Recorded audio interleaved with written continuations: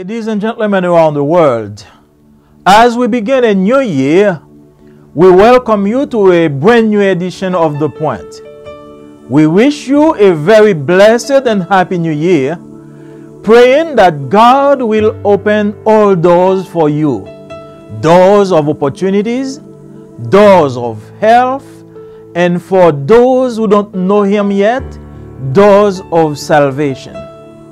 Today, I want to speak to you about the part you play in your salvation, your role in your salvation. Open your Bible in Hebrews chapter 3, verses 7 and 8.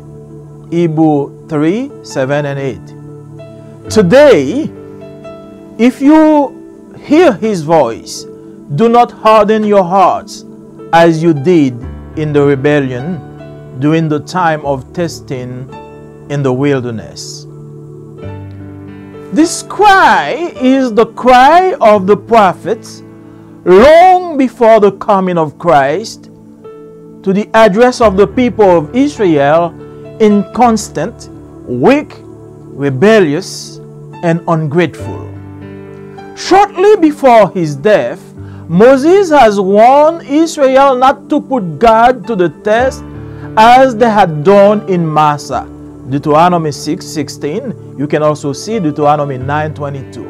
Later in Deuteronomy 33 verse 8, while blessing Israel, he again mentioned this event, indicating that it had resulted in the chastisement of Levi, meaning the chiefs of the tribe, that is Moses and Aaron. Later, the psalmist urged the Israelites not to harden themselves as the generation who wandered in the wilderness. His reference to Meribah and Massah obviously refers to Israel's complaints for water at Rephidim, the incident being representative of their unfaithful journey throughout the 40-year period in the wilderness. It was taken up again by the preachers of the New Testament, that are the apostles. We will see that every proclaimer of the Word of God can still shout it today. This text affirms the undeniable fact that God is not held responsible for the condemnation of anyone. He intervened in the life of man in his history so he can change his trajectory to hell. Why? The answer is without ambiguity. That is to say, the answer is clear, clean, precise, and frank. God intervened in the life of man because man was in danger and He wanted to save him. Luke 19 verse 18 said, "The Son of Man came to seek and to save those which was lost." John 3:16. Because he was in darkness, he intervened. Yes, he intervened, and he needed light. He came only as a witness to the light, the true light that gives light to everyone who was coming into the world. God intervened in the life of man because he was a slave. Man was a slave, and he had to be released, according to Romans chapter 6 verse 1. God intervened in the life of man because man was sick and he was in danger, and he did not even know it. Matthew 9 verses 10, 12, and 13. God intervened in the life of man because man was lost and had to be shown the right way. John 14:16. Jesus is the way, the truth, and the life. God intervened in the life of man because man was dead and had to be brought back to life. Ephesians chapter 2 verses 1 to 5. God intervened in the life of man because at last he was powerless to save himself, to enlighten himself and to find the truth itself. All this had to come from the outside, from above, like a gift, like a revelation. These verses explain the various reasons why God intervened in the life of man. But since God created us with free will, He does not want to force us to accept His offer. Our salvation depends largely on our response to the Lord's offer. This is why He advises us through the voice of His servants not to harden our hearts, as the Israelites did during the journey in the wilderness.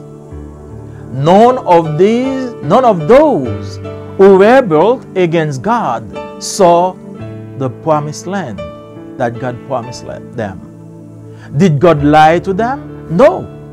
The promise of God remained the same, but their response and their behavior in the face of the promise altered the expected result.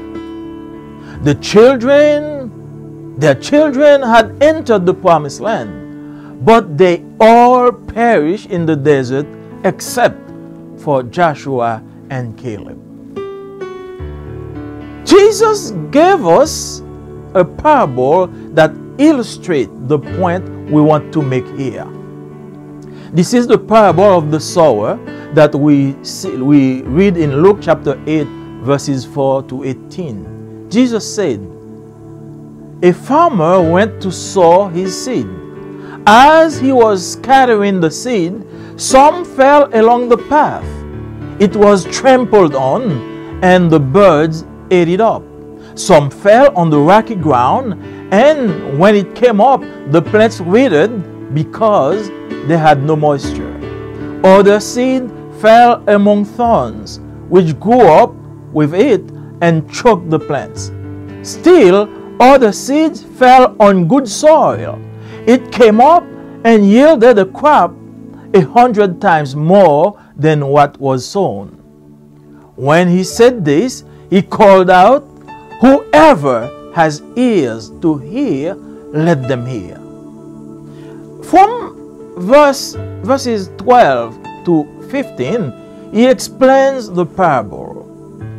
He said, "The seed is the word of God. Those along the path are the ones who hear, and then the devil comes and takes away the word from their hearts, so that they may not believe and be saved. Those on the rocky ground are the ones who receive the word with joy when they hear it, but they have no roots. They believe for a while, and during time of testing, they fall away. The seed that fell among thorns stands for those who hear, but as they go on their way, they are choked by life's worries, riches, and pleasures, and they do not mature. But the seed on the good soil stands for those with a noble and good heart, who hear the word of God, retain it, and by persevering produce a good crop." In studying this parable, we find that none of the elements of the story have changed except for the nature of the soil. The sower remains the same, the seed remains the same, but the condition and the nature of the soil on which the seed has fallen influence the result of the sowing. Dear friends, Jesus is the living and incarnated Word of God. The DNA of the Word has not changed. Jesus is the same yesterday, today, and forever. Your response to the proclamation of the Word can change the result in your life. Today, if you hear His voice, Do not harden your hearts. The seed has just fallen on the ground of your heart. Do not smother it. Do not step on it. Do not let it be carried away by the worries of life, but let it sprout and grow so that it bears fruit. The fruit is the eternal life starting right now on this earth. A life changed and transformed by the power of the Holy Spirit. Many Israelites had missed the promised land. Do not risk your chance to go to heaven today. I invite you wherever you are. If you hear these words, do not harden your hearts. The time is today, right now. I know you may be worried about your health, about the riches of life, about the pleasures. Those are the elements that can really destroy the seed that is sown in your life today. I invite you, open your heart, let it grow so you can see the light and have eternal life. Wherever you are today, I invite you to bow your head as we go into pray together. Dear Lord, in the name of Jesus, we come to you. We bless your name, we glorify your name because there's none like you. Thank you for the word of salvation. You have not changed. You remain the same yesterday, today, and forever. However, the soil of our heart may change. So we ask you in the name of Jesus to let your Holy Spirit convince us and convict us of our sin. We pray for those who hear the word today. Allow them to come to you and be saved. We ask you all this in the name of Jesus. Amen. Chers amis du monde entier, tandis que nous commençons une nouvelle année, nous vous souhaitons la bienvenue à une toute nouvelle édition de Le Point. Nous vous souhaitons une année bénie et heureuse. Nous prions que toutes les portes vous soient ouvertes. Les portes des opportunités, les portes de la santé. Et pour ceux qui ne connaissent pas encore Jésus, les portes du salut. Aujourd'hui, nous voulons vous parler du rôle que vous jouez dans votre salut. Ouvrez vos Bibles avec nous dans Hébreux, chapitre 3, les versets 7 et 8. Hébreux, chapitre 3, les versets 7 et 8. Aujourd'hui, si vous entendez sa voix, n'endurcissez pas vos cœurs, comme lors de la révolte. Aujourd'hui, si vous entendez sa voix, n'endurcissez pas vos cœurs, comme lors de la révolte. Ce cri, c'est le cri des prophètes, bien avant la venue du Christ, à l'adresse du peuple d'Israël inconstant, faible, rebelle et ingrat. Peu de temps avant sa mort, Moïse avait averti à Israël de ne pas mettre Dieu à l'épreuve comme il l'avait fait à Massa. Selon Deutéronome, chapitre 6, verset 16, vous pouvez également voir Deutéronome, chapitre 9, verset 22. Puis, en bénissant Israël, il a de nouveau pris note de cet événement, indiquant qu'il avait abouti à la mise à l'épreuve de Lévi. Deutéronome 33, verset 8. Dans ce cas, Lévi peut désigner les chefs de la tribu, c'est-à-dire Moïse et Aaron. Plus tard, le psalmiste David a exhorté les Israélites à ne pas s'endurcir comme la génération qui errait dans le désert. Sa référence à Mériba et Massa fait évidemment allusion au murmure pour de l'eau par Israël à Réphidim. Incident étant représentatif de leur parcours infidèle tout au long de la période de 40 ans dans le désert. Selon Psaume 95, verset 8. Il a été repris par les prophètes du Nouveau Testament, c'est-à-dire par les apôtres, les écrivains du Nouveau Testament. Nous allons voir que tout proclamateur de la parole de Dieu peut aujourd'hui le crier encore. Ce texte affirme un fait capital, à savoir que Dieu n'est pas tenu responsable de la condamnation de quiconque.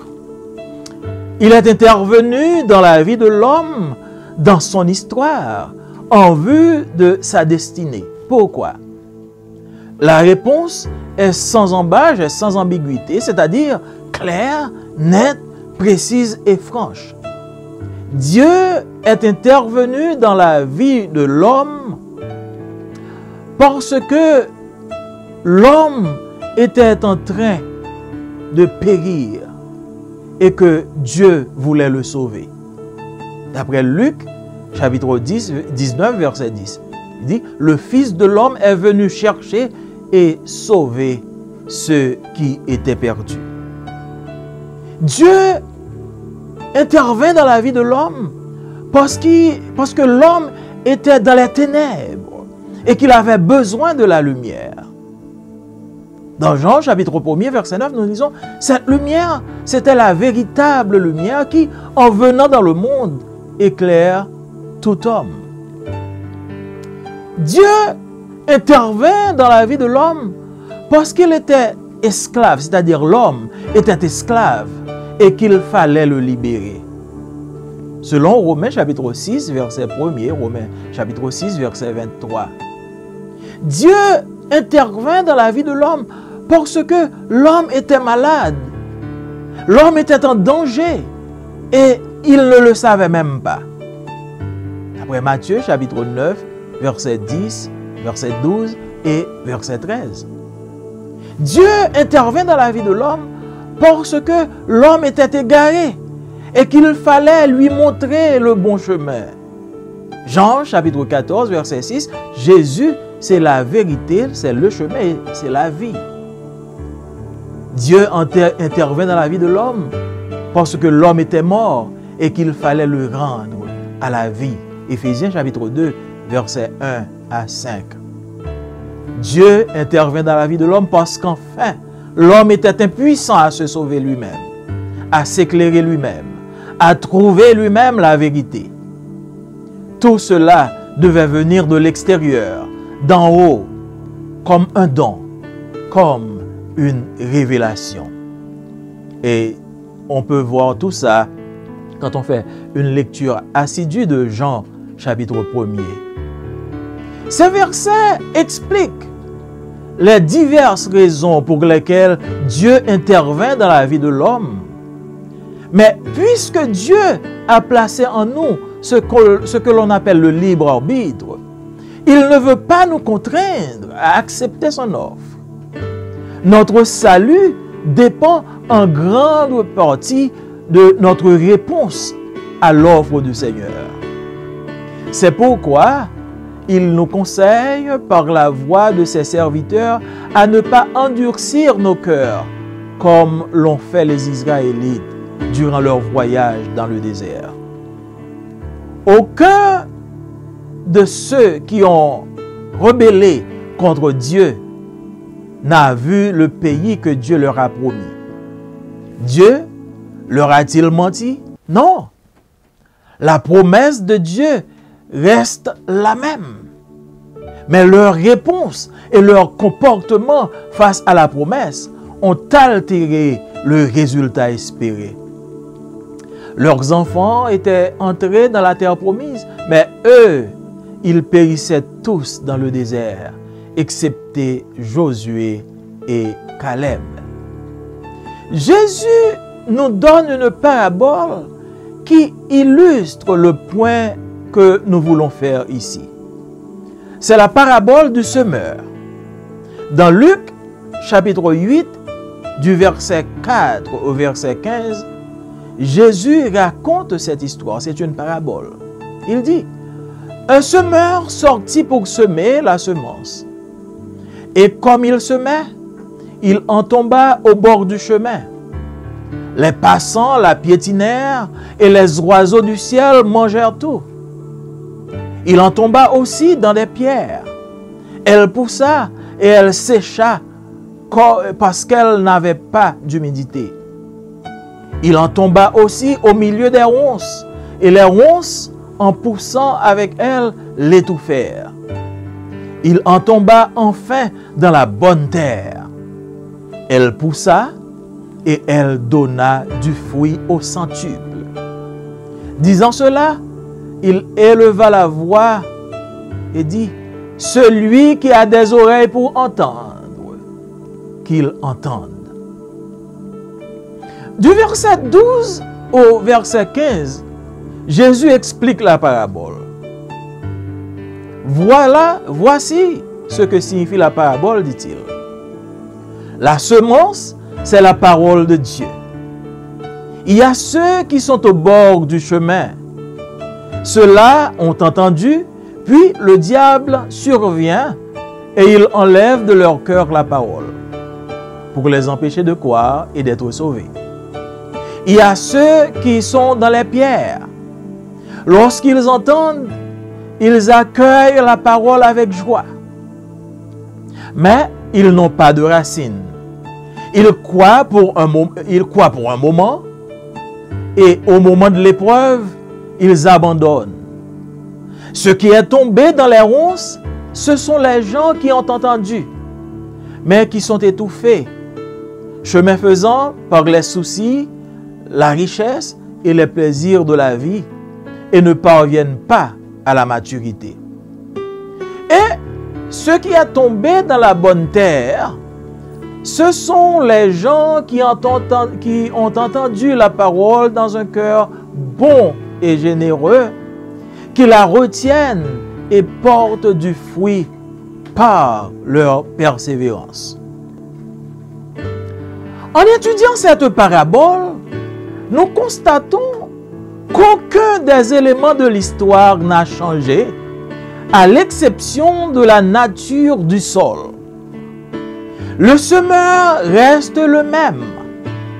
La semence reste la même. Mais la condition et la nature du sol sur lequel la semence est tombée influencent le résultat de la semence. Chers amis, Jésus est la parole vivante et incarnée de Dieu. L'ADN de la parole n'a pas changé. Jésus est le même hier, aujourd'hui et éternellement. Votre réponse à la proclamation de la parole peut changer le résultat dans votre vie. Aujourd'hui, si vous entendez sa voix, n'endurcissez pas vos cœurs. La semence vient d'être tombée sur le sol de votre cœur. Ne l'étouffez pas, ne la piétinez pas, ne la laissez pas emporter par les soucis de la vie, mais laissez-la germer et grandir afin qu'elle porte du fruit. Le fruit, c'est la vie éternelle dès maintenant sur cette terre.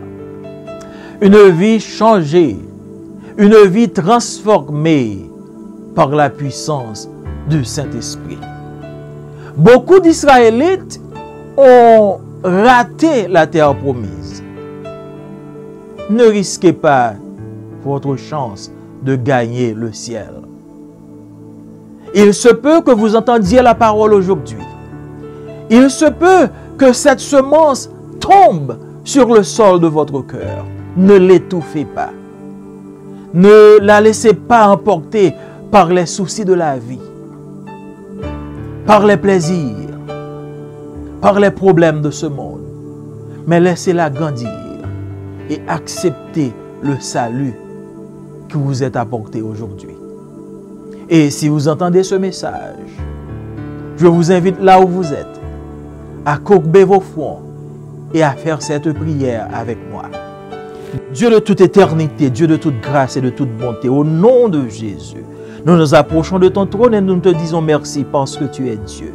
Merci pour ta grâce et pour ta bénédiction. Merci pour le message de ta parole.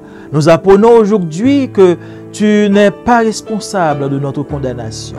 La semence est semée dans nos cœurs. C'est à nous de répondre favorablement à ta parole. Seigneur, bénis ceux qui ont entendu ce message et permets qu'ils acceptent que cette semence grandisse et qu'ils reçoivent la vie. Nous te prions au nom de Jésus, lui qui vit et qui règne au siècle des siècles. Amen. Chers amis, nous vous disons merci de nous avoir suivis et nous vous donnons rendez-vous pour une toute prochaine émission de Le Point qui sera pour le mois prochain. En attendant, nous vous disons bonne année. Que Dieu vous bénisse.